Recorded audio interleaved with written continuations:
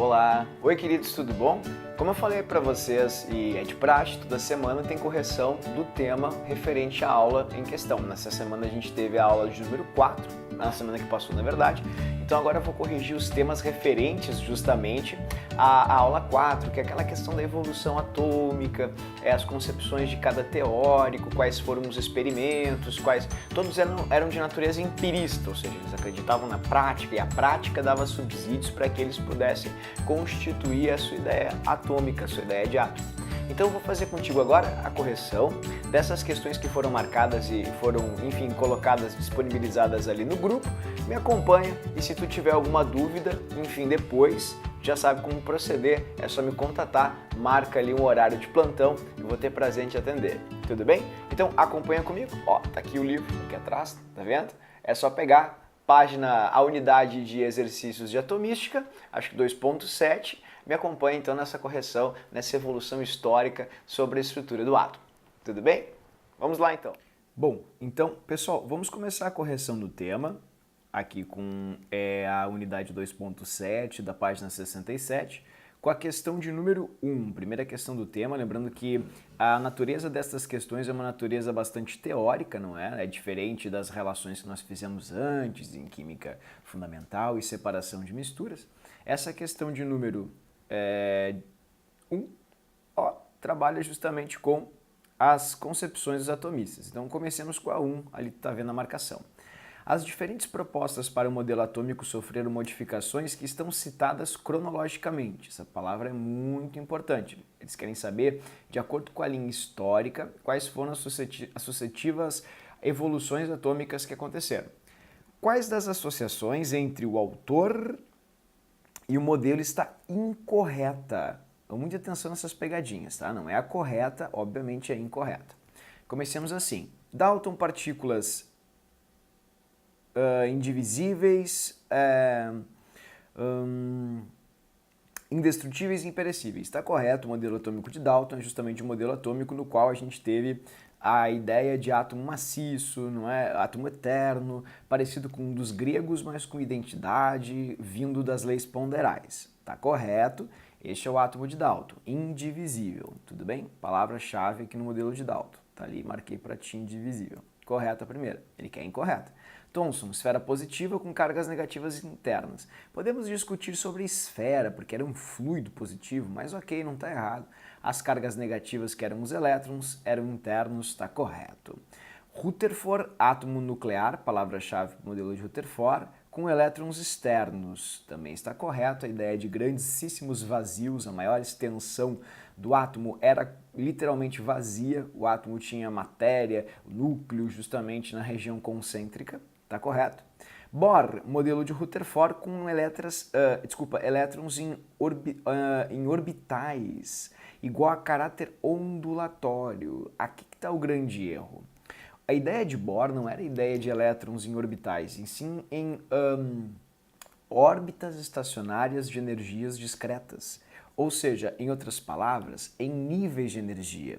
Quem trouxe a concepção de orbital, caráter ondulatório, essa palavra aqui, ó, ondulatório, que vem lá do átomo, do elétron 1 da partícula, não foi Bohr, foi justamente de Broglie, quem está aqui embaixo, tá vendo? Ó? Elétron com concepção de onda-partícula, essa está correta. Já a D, que é a resposta incorreta, está bem errada. Então a resposta certa, marcável nessa questão, na verdade, letra D. Bohr não teve ideia de orbitais para os elétrons e muito menos de elétron com caráter ondulatório, de forma alguma. Para ele, elétron era uma partícula que girava em estados estacionários de energia discreta, tudo bem? Ou seja, em níveis energéticos. Está errado a letra D. A próxima questão que o tema propõe é a questão de número 2, que diz assim: em 1911, no bombardeamento de uma fina folha metálica com partículas alfa, tudo bem, esse azinho aqui é de alfa, observou-se que a maior parte delas atravessava a lâmina e apenas algumas desviavam ou até mesmo eram refletidas. Um físico sugeriu, então, um modelo atômico que concordava com o experimento, mas contradizia as leis da física clássica. Então, que experimento é esse? Como a gente viu na aula bem atentamente. Era o experimento de Rutherford. Rutherford disse que as partículas alfa passavam pelo átomo, vinha partícula alfa, passava pelo átomo, e 10.000 desviavam, porque eles encontravam, na verdade, elas não tinham problemas em virtude dos grandíssimos espaços vazios. Mas, esporadicamente, uma partícula alfa, como a gente conversou, para ser mais expressivo, uma partícula alfa a cada 10.000, não é? Ou seja, essa era a frequência de colisão, certo? Então, ó, uma radiação alfa a cada 10.000 encontrava o núcleo e sofria um desvio. Por que ela contradiz a física clássica? Porque segundo um cara chamado Maxwell e as suas teorias de campo elétrico e afins, toda a carga elétrica que está em movimento, ela emite radiação. E se ela emite radiação, sendo que há uma atração entre o elétron e o núcleo, esse elétron tem que começar a desaceleraar, porque ele emite luz, ele perde energia. Então ele desaceleraria, e pelo movimento acelerado, a aceleração centrípeta, colidiria no núcleo. Ah, mas é muito difícil, não dá para entender isso. Não é difícil. Quando tu vê um raio no céu, tu não vê luminescência? Então, aquilo é justamente em virtude das teorias de Maxwell, explicado na verdade, porque são elétrons em movimento. E ele disse que sempre que uma carga elétrica está em movimento, ela emite ondas eletromagnéticas, ou seja, luz. Então o elétron desaceleraria e colidiria com o núcleo. Essa era a física clássica. Mas quem pressupôs que existissem níveis de energia ao redor do núcleo foi esse outro físico ao qual eles estão mencionando aqui embaixo. Um outro físico aplicou ideias quânticas à estrutura atômica, chegando a um modelo atômico aprimorado que concordava com as observações de Rutherford. Quem foi o físico que explicou o modelo de Rutherford? Muito fácil. Bora. Tudo bem? Bem simples, tranquilo. Daí a questão. Bom, continuando aqui, a gente tem ali a questão de número 4, que está aqui na página de número 66, que diz assim: em fogos de artifício, 4, as diferentes colorações são provenientes são obtidas quando se adicionam sais de diferentes metais a misturas explosivas. Assim, para que se obtenha a cor azul, é utilizado cobre, enquanto para a cor vermelha se utiliza estrôncio e assim por diante. A emissão de luz com cor característica para cada elemento deve-se, vamos lá, aos elétrons dos íons que absorvem energia e saltam para níveis mais externos, e ao retornarem para os níveis internos emitem radiações com coloração característica. Certinho. São os saltos quânticos. É o elétron que absorve energia do calor da explosão e salta, não é, para um nível de energia maior, ou seja, a gente chama de nível excitado. Quando o elétron vai para um nível energético maior, tudo bem? Ele acaba ficando temporariamente nesse nível, porque segundo a física clássica, a tendência espontânea de todo o comportamento físico é ir de um estado de maior energia para menor energia. Então o elétron vai voltar para o seu nível de origem, emitindo energia na forma de luz. Tudo bem? Lembrem que se vocês colocarem assim, levantarem a mão e segurarem um objeto, se eu pegar esse objeto aqui, tudo bem, e soltar, ele vai cair espontaneamente, vai para o chão. Por quê? Porque a tendência da física é sempre que um corpo vá de um estado de maior energia, aqui no caso maior energia potencial, para menor energia potencial. Tudo bem? Maior energia para menor energia. Então, o que acontece? Quando a gente tem um elétron num ponto mais excitado, de maior energia, a tendência é que esse elétron volte para o seu estado original, que era o estado menos excitado, ou seja, o estado não excitado, fundamental, e devolva essa energia na forma de luz. Então a resposta certa, as propriedades radioativas destes átomos metálicos, está errado, pelo amor de Deus, aos átomos desses metais que são capazes de decompor a luz, não, quem faz isso é um prisma, baixa eletronegatividade, no way, não hipótese alguma. Bom, na questão 5, a gente tem uma ideia bacana, interessante sobre comparação entre os fatos e as características dos modelos atômicos. Então comecemos assim. Fato, investigação sobre a natureza elétrica. Pessoal, expressão-chave, quem falou de eletricidade foi o Thomson. Ninguém mais falou de eletricidade, então eu vou escrever T aqui de Thomson. Tudo bem? Em tubos de gases rarefeitos que emitia luz e tal, que eram os raios catódicos. Determinação das leis ponderais. Quem mencionou lei ponderal no seu trabalho, que era aquele estudo sobre as reações químicas, sobre o estudo da massa, foi o Dalton. 3. Análise dos espectros atômicos. Espectro é luz. Você lembra que o professor mostrou da divisão da luz e tal? Que quem estudou esses espectros, essas raias luminosas, foi o Bohr. E a radioatividade, bem fácil, só pode ser o Rutherford. Então ali estão as iniciais, agora vamos associar, tudo bem? Então, ó, átomo maciço. Maciço foi o Dalton, e o Dalton tá ali, na segunda assertiva. Então eu vou botar, ó, 1, 2, ou 2, 1, tanto faz. Ó, 2, 1 tem na letra A, não tem na letra B, não tem na letra D, não tem na letra E. Vamos lá, átomo com núcleo denso positivo rodeado por elétrons negativos. Foi o Rutherford, 4. 4, então 2 tem que ser 4, ou 4 com 2. 4 com 2, só na letra C. Resposta certa, letra C. Continuando, 3, átomo com esfera positiva com elétrons, não é? Onde estão distribuídas uniformemente as partículas negativas. É o pudim de passa de Thomson, tem que ser 3 com 1. E a última, 4, átomos com elétron movimentando ao redor do núcleo em trajetórias circulares, denominadas níveis de energia. Quem falou em nível foi o Bohr, então a 4 tem que ser a 3. Questão bem simples, bem fácil, bem boa de fazer. Tudo bem? Resposta certa, letra C. 7. Essa questão é interessante porque ela tem, observem bem, 7 afirmativas, não é? E 4 apenas possibilidades de modelos atômicos. Tudo bem? Então vamos lá, comecemos fazendo aqui a questão de número 7, que fala justamente sobre essa associação, certo? Então se puder me acompanhar, vou te agradecer bastante. Façamos assim. Emissão da luz é proporcional à sua frequência. Ai, que coisa linda isso, né? Energia é igual a constante de Planck vezes a frequência. Quem falou isso? O próprio Max Planck. Né? Não foi ninguém, nada menos, tudo bem? Ó, que Planck, tá aí? Então tá errado, não tem Planck ali, eu não posso marcar nada com 1. Tirem, por favor, tudo que tenha 1 da análise, tudo bem? Então a gente vai tirar aqui o 1 da análise, deixa eu apagar, que aconteceu alguma coisa estranha aqui, pronto, fechou, sai, cor estranha, ó, agora sim, fechou. Modelo pudim de ameixa. Ah, isso é muito fácil. É o Thomson. Então eu boto 2 aqui, no meio tem que ter 2. No meio tem que ter 2, na segunda tem que ter 2, fechou. Ficamos entre duas alternativas.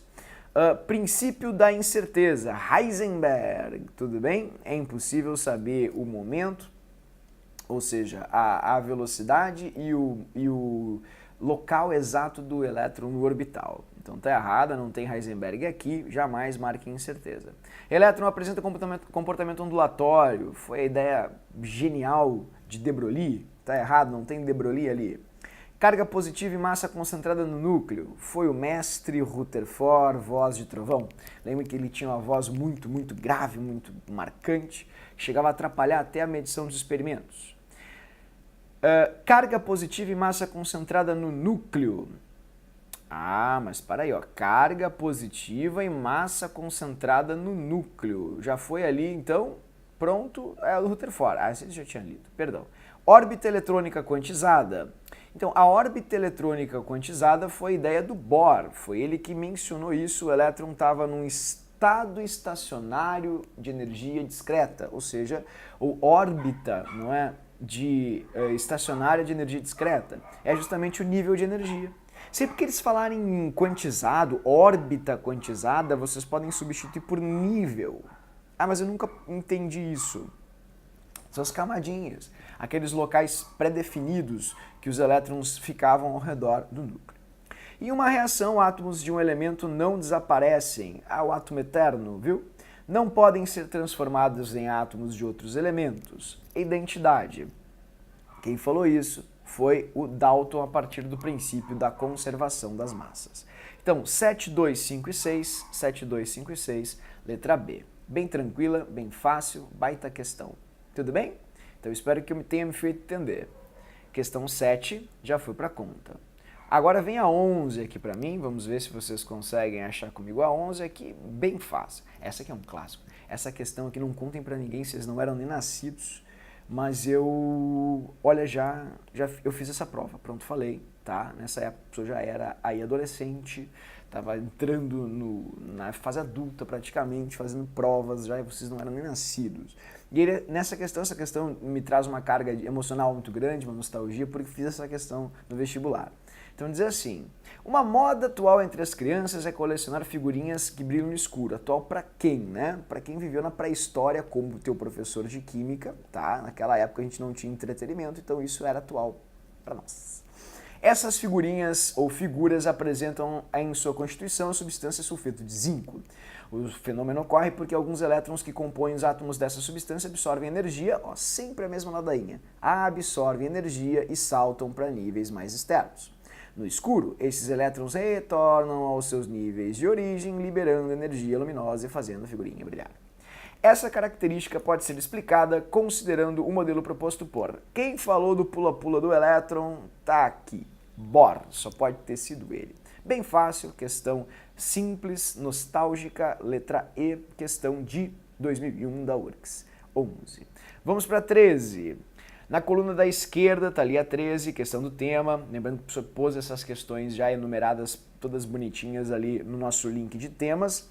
Na coluna da esquerda estão relacionados os nomes de alguns cientistas e na coluna da direita contribuições importantes para o seu progresso na química.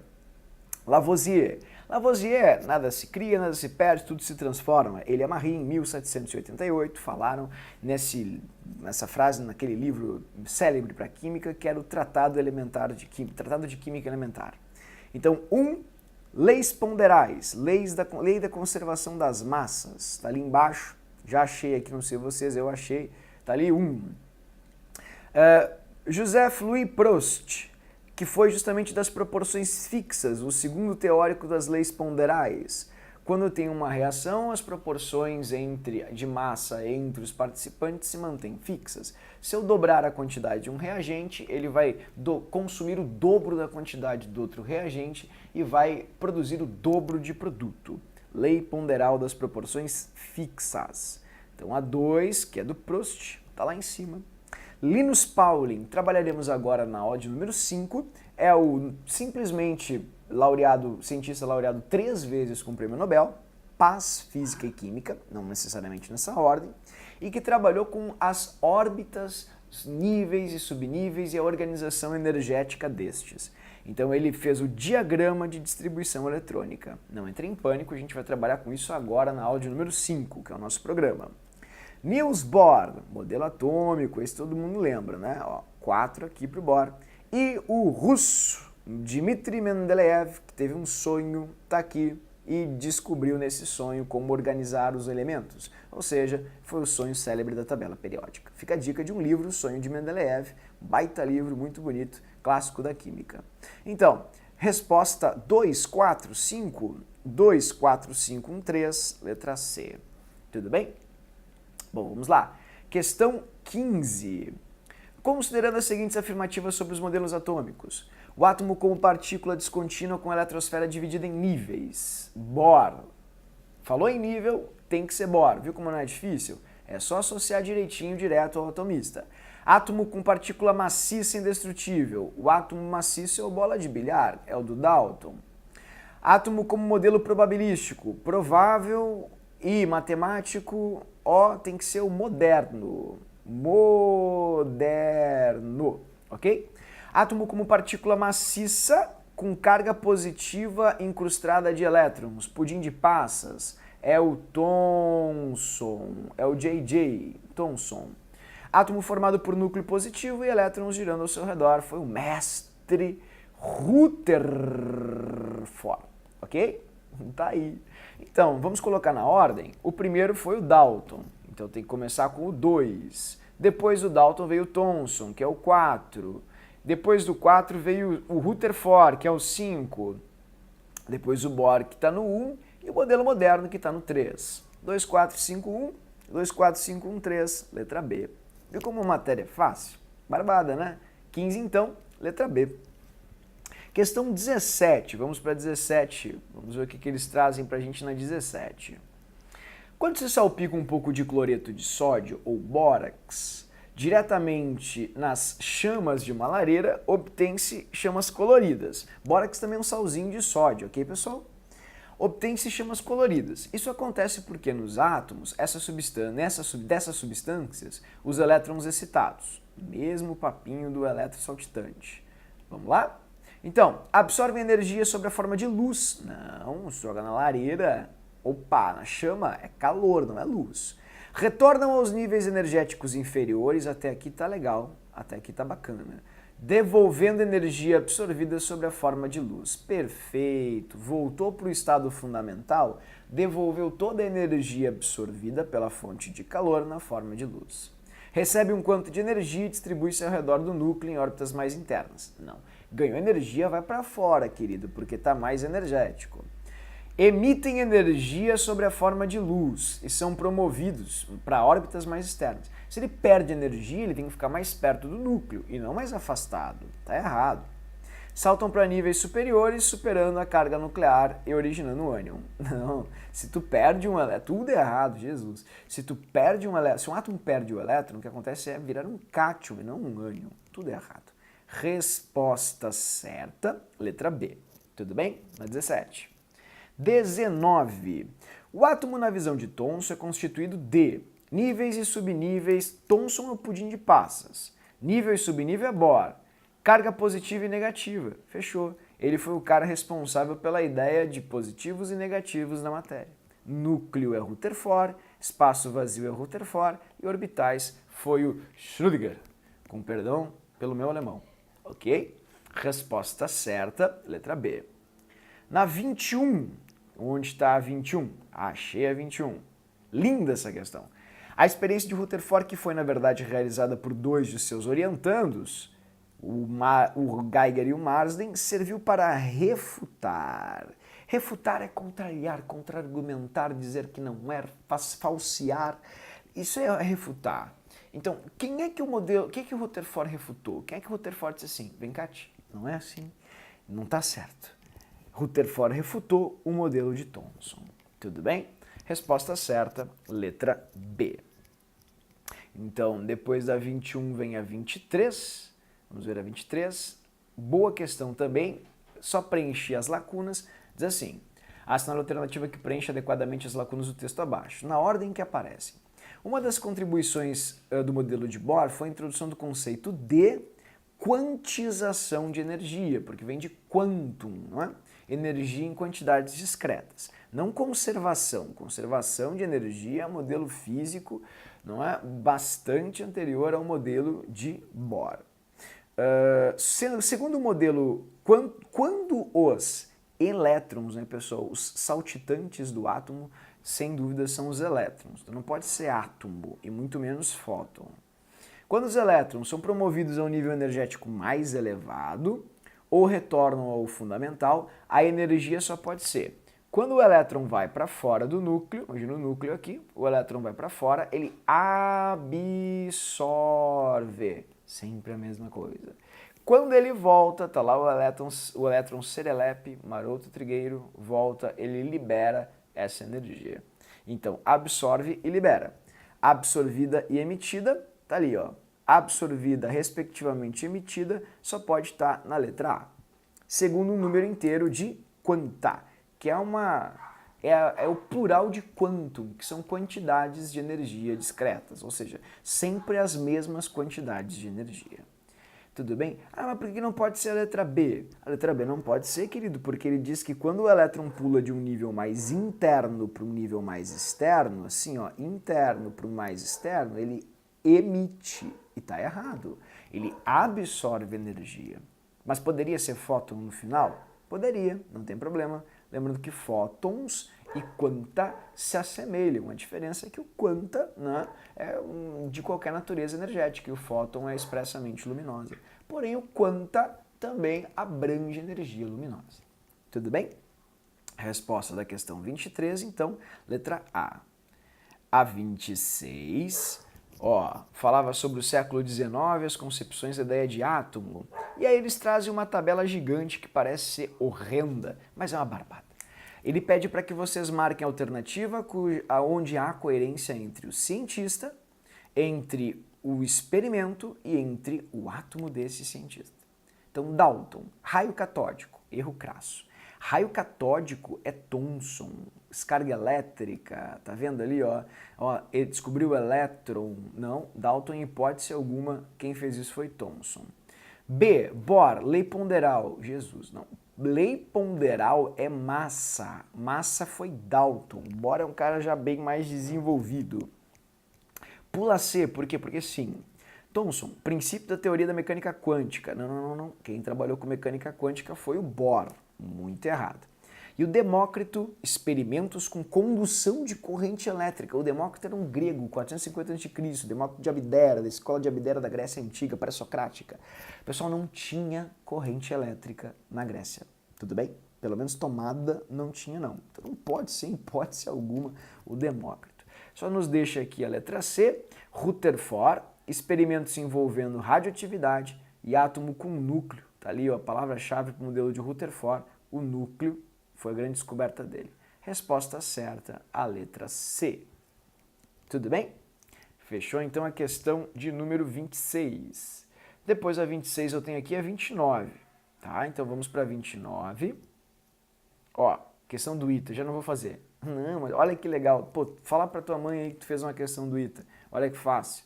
Historicamente, a teoria atômica recebeu várias contribuições de cientistas. Assinale a opção que representa na ordem cronológica correta os nomes de cientistas que são apontados como autores de modelos atômicos. Eles só querem saber, cronologicamente, o nome dos atomistas. Tudo bem? Então, tá aqui, ó, que barbada, não pode ser verdade. Sim, Dalton, Thomson, Rutherford e Bohr. Resposta certa, questão do ITA, fiz uma questão do ITA, letra A. Certo? Depois da 29, então, que é bem simples, a 32. Glow sticks são tubos plásticos luminosos utilizados como pulseiras em festas, que é bem cafona, pronto, falei, e exemplificam o fenômeno da quimioluminescência. Eles contêm uma mistura que inclui difeniloxalato, um corante. Dentro do tubo encontra-se um tubo de vidro menor que contém peróxido de hidrogênio, Jesus. Quando o tubo exterior é dobrado, o tubo interior quebra-se e libera o peróxido de hidrogênio. Este reage com difeniloxalato, formando o fenol peróxido cíclico. Eu não sei o que fazer, vou desistir.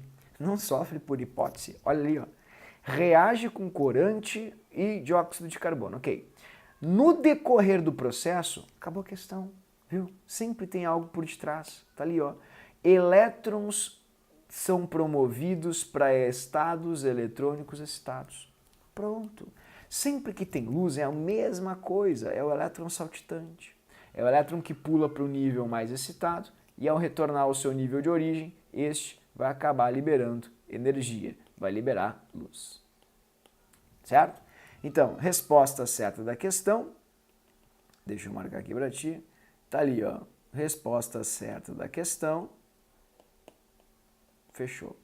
É o retorno dos elétrons excitados para um nível de energia onde a estabilidade é maior, ou seja, um nível mais próximo do núcleo. Tudo bem? Então voltou, o elétron pulou porque absorveu. Quando ele volta, ele devolve essa energia. Certo? Então, a 32 foi, resposta certa a letra D. Tudo bem? Nunca é por outro motivo, pessoal. Sempre que falar em liberação de luz é sempre a mesma explicação. É o elétron que volta para o nível de origem e libera a luz. Outra questão do ITA, tu vai fazer mais uma questão do ITA agora, vai ficar com orgulho de ti mesmo. 35. Ó, um átomo A com N elétrons, após N-1 sucessivas ionizações, não consigo entender isso. O que está escrito ali? Olha só, pessoal. Aqui a gente tem o A. Não importa o N e tal, onde ele diz ali que N é um número inteiro, correspondente ao número de elétrons que ele possui. Isso não importa, não te atucando. Olha o antes e depois. Antes tu tem o átomo A. E depois tu tem o A mais um elétron. Ou seja, esse elétron saiu do átomo A. Significa que o átomo A tinha o seu núcleo. Está aqui o núcleo do átomo A. E aí os níveis de energia do átomo A. E o elétron na reação do átomo A saiu da sua estrutura. Ou seja, o átomo A perdeu um elétron. Se o átomo A perdeu um elétron, é porque esse elétron ganhou energia, foi se excitando e está lá o elétron saltitante. Foi pulando, pulando, pulando, pulando e saiu do átomo. Ou seja, Quem é que foi o cara que explicou que quando o elétron ganha energia, ele é literalmente promovido para órbitas de energia maiores? Foi justamente o Bohr. Só isso. É só para enrolar. Ah, mas eu não entendi o que é o N. O N é um número inteiro, não é maior que zero, obviamente, que condiz com o número de elétrons. Tudo bem? Então, por exemplo, se fosse 2 ali, ó, seria mais 1, e ele ficaria no final com um elétron sobrando, um elétron arrancado da sua estrutura. Ah, não entendi. Queridos, sempre que a gente lê, por exemplo, uma reação onde tem uma flechinha, tudo bem? Tá aqui a flechinha, certo?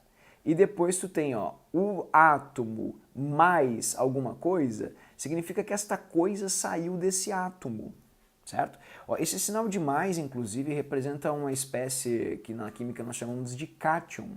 Sempre que tu lê um mais assim em cima de um átomo, significa que esse átomo perdeu uma carga negativa, por isso que ele ficou positivo. Então esse mais que tu tem aqui condiz com um elétron que foi arrancado. Só isso. Tudo bem? Então tá aí. Essa é a questão de número 35, resposta certa, letra D. O elétron ganhou energia e saiu da eletrosfera do átomo. Já finalizando então, faltam só duas. Questão 39, da PUC.